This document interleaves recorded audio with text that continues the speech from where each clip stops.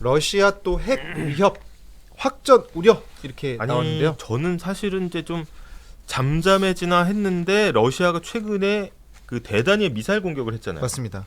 그러면서 사실은 이번 러시아에 대한 본토 공격은 거기에 대한 좀 반격이라고 봐야 되나요? 네, 지금 지난 5일 6일에 네. 우크라이나가 러시아 본토를 공격했습니다. 그동안에는 어떤 상황이었냐면 러시아가 우크라이나를 쳤죠. 그럼 러시아 점령지가 있잖아. 그 점령지를 탈환하네 마네 이러고 지금 싸웠던 게 기존 전쟁의 국면이었다면 이번에는 아예 러시아 본토를 치는. 러시아 입장에서는 개전 이래 처음으로 본토가 침공당했던. 사실은 강대국들 입장에서는 본토에 대한 공격은 이거는 꽤 위협으로 다가올 수밖에 없습니다. 그러니까 미국도 사실은 발작적인 반응을 테러와의 전쟁을 벌였던 이유가 뉴욕 본토가 미국 본토가 공격받은 거는 이제 거의 처음이었거든요. 2차 대전 때도 미국은 하와이 진주만이 본토로 공격이었던 거지. 그것도 사실 이제 군사 기지의 측면이 컸던 거죠. 유럽 미국의 본 대륙으로 오진 않았었거든요. 그러면 굉장히 이제 미국 국민들 입장에서는 미국이 특히 미군을 활용한 전쟁을 많이 수행하고 있지만 네. 본토에서 자기들의 어떤 생존 위협을 겪는 거는 없단 말이죠. 그렇죠. 근데 이 본토를 공격당한다는 거는 거기에 대한 도전이기 때문에 이 러시아 같은 경우에는 이걸 좀 좌시할 수는 없는 상황이고. 그래서 본토 공격이 오니까 이게 드론이 공격을 했거든요, 지금. 드론이. 그럼 드론이 사실 누구 드론인지는 사실 확인해봐야 아는 거잖아. 근데 러시아가 우크라이나 소행으로 결론을 내렸어요. 그러면 사람들이 뭐라고 생각해? 야, 저거 푸틴이 자작극 벌인 거 아니야? 근데 그렇지가 않았던 게 우크라이나가 시인을 합니다. 그래, 우리 한 번 더 건드리면 우리 가만 안 있을 거야. 내가 쳤어. 그렇기 때문에 우크라이나가 했다는 건 거의 기정사실화가 됐고요. 네. 그렇다 보니까 어제 밤 사이에 푸틴이 우리 핵무기를 방어용으로 쓰겠다. 누가 보면 뭐 푸틴이 침략 당해갖고 고통받는 줄 알겠어. 그러니까 자기가 침략을 했지만 지금 본토가 오다 보니까 이제 핵무기 사용 명분을 준 거 아니냐 이런 우려가 밤사이 계속 나왔습니다. 사실 뭐 이런 격언도 있습니다. 뭐 전쟁이라는 거는 개전과 동시에 진실은 사라진다 이런 게 있어요. 그쵸. 왜냐하면 결국은 이기기 위해서 다들 왜곡을 하기 때문에 자기 편으로. 근데 뭐 누가 피해자고 누가 가해자인지는 사실 전쟁에서는 그게 흐릿해지지만 그쵸. 핵무기를 쓰는 순간에서는 뚜렷해진다. 맞습니다. 이게 확전을 막기 위해서 미국도 지금 굉장히 조심스럽게 접근하고 있죠. 그렇죠. 미국도 성명이 나왔잖아요. 그러니까 미국은 이제 놀랬어. 미국도. 미국이 이제 무기를 계속 지원했으니까 러시아 입장에서는 야, 나 때렸어? 누구 무기로 때린 거야? 이게 나올까봐 우리가 준 무기는 사정거리가 짧다. 그러니까 방어용 무기만 우리는 제공한다. 이렇게 이야기를 했고요.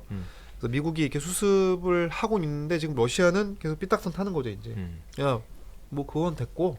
나 일단 이게 맞았으니까 나 가만 안 있을 거야. 뭐 이런 식의 위협을 지금 가하고 있습니다. 그래서 일단 뭐 러시아는 그런 얘기를 하고 있습니다. 네. 그 선제적 핵 위협을 가하는 게 아니다. 우리가 네. 니네가 먼저 나토를 들고 오면서 그 나토가 서방 국가들의 핵무기를 가지고 있는 그쵸. 서방 국가들의 어떤 안보 협의체이기 때문에 네. 내가 먼저 핵 위협을 당했다 이렇게 얘기하고 있고 맞습니다. 푸틴 같은 경우에는 이걸 방어용으로 우리가 쓸 수 있다는 것이지 우리가 이걸 침략 전쟁을 한 이런 거 아니다. 그렇죠. 그러면서 러시아는 미치지 않았다. 우리는 핵무기 사용을 언급한 적이 없다면서 오히려 서방이 핵 위협을 하고 있다. 이렇게 지금 나가고 그렇게 있거든요. 이야기를 하고 있는 거죠.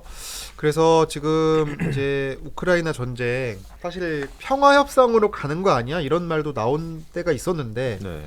지금 영 지금 끝날 김이 안 보이고 연장 국면으로 계속 가고 있거든요. 그래서 우려가 좀 나오고 있고 아무래도 지금 전쟁이 사실 지금의 세계 경제에 영향을 미치기 시작한 그 시발점이 우크라이나 전쟁이었기 때문에 네.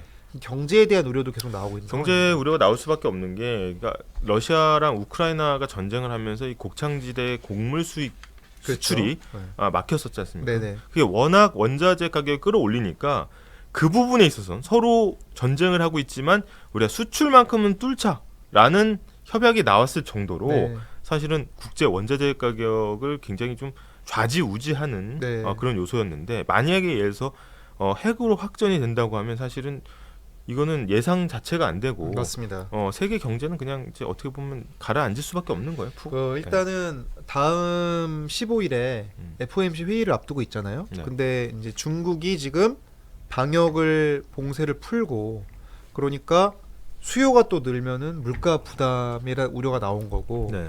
또 러시아도 전쟁을 또 하니까 또 이제 어떻게 보면 식량이랄지 또 이런 것들에 대한 우려들 나오다 보니까 뭐 관망세로 좀 네. 투자 심리가 좀 잦아드는 뭐 모양을 이제 보이고 있습니다. 외신에서는 이제 2023년이 경제 역사 세계 경제 역사 40년 내 네. 가장 안 좋은 해가 될 것이다. 뭐 이런 게 나오기도 했었어요. 근데 그렇죠. 실제로 보면 지금의 공급 충격 상황에서 네.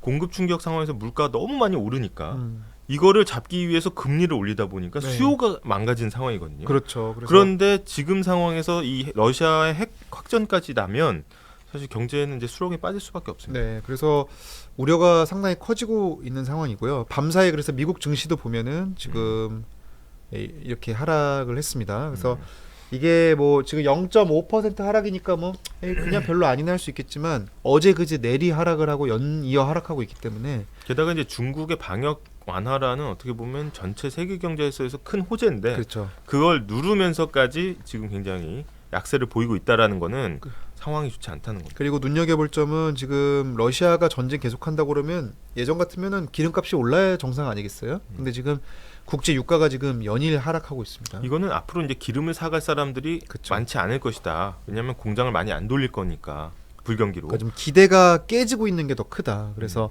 더 무서운 거죠. 전쟁 한다는데도 지금 기름값 떨어지고 있으니까. 그리고 많은 기관들이 내년도에는 침체를 거의 기정사실화하는 네, 분위기잖아요. 맞습니다. 그래서 이제 세계 금융 시장이 사실은 속도 조절론, 음. 이 금리를 많이 이제 올리지는 못할 것이다. 왜냐하면 속도를 조절할 것이다. 이런 예측이 나오면서 그런데 한편으로는 미국의 고용 시장이 너무 좋은 거예요. 그래서 야 이렇게 금리를 올릴 여력이 있으면 또 금리 확 올리는 거 아니야? 그렇죠. 하면서 멈추어 들었었는데 지금은 이런 어떤 호재 악재를 넘어서 그 내년에는 극심한 경기 침체가 온다. 그럼 당연히 기업들의 성적이 안 좋아지겠죠. 그래서 그렇죠. 이 금리가 오르고 내리고 하는 거에서 아예 벗어나서 이제는 이제 2023년은 진짜 기업들의 실적이 박살나는 그렇죠. 그런 해가 될 거라는 생각에 퍼지면서 이제 공포가 좀 퍼지는 네, 거거든요. 어제 KDI도 보고서를 냈는데 처음으로 이제 경기 침체를 조금 기정사실화한 듯한 메시지가 나왔고요. 대표적으로 찍었던 게 이제 우리 수출 감소에 대한 우려 나오고 있습니다. 정리해 보자면은 지금 여기 지도를 한번 확대를 좀 해주시면요. 러시아 여기 우크라이나잖아요. 러시아가 쳐서 러시아군 장악 지역이 있죠. 여기서 왔다 갔다 싸웠잖아. 뭐 돈바스니 뭐 거기야 동부 지역. 근데 러시아가 지금 우크라이나 전역에 폭격을 하니까 우크라이나가 이제 여기가 아니라 이런 데 때린 거죠. 그러니까 러시아가 이제 야 이러면 우리도 가만 안 있지. 사실 먼저 시작했는데 그죠? 그런 상황이 됐다. 근데 이게 지금 세계 경제에 대한 불안과 우려가 큰 상황에서 이런 악재까지 새벽에 겹치다 보니까 투자 심리는 더 좀 얼어붙고 있다. 그렇게 좀 정리해 볼 수가 있겠습니다. 자, 그래서 저희가 실검 네.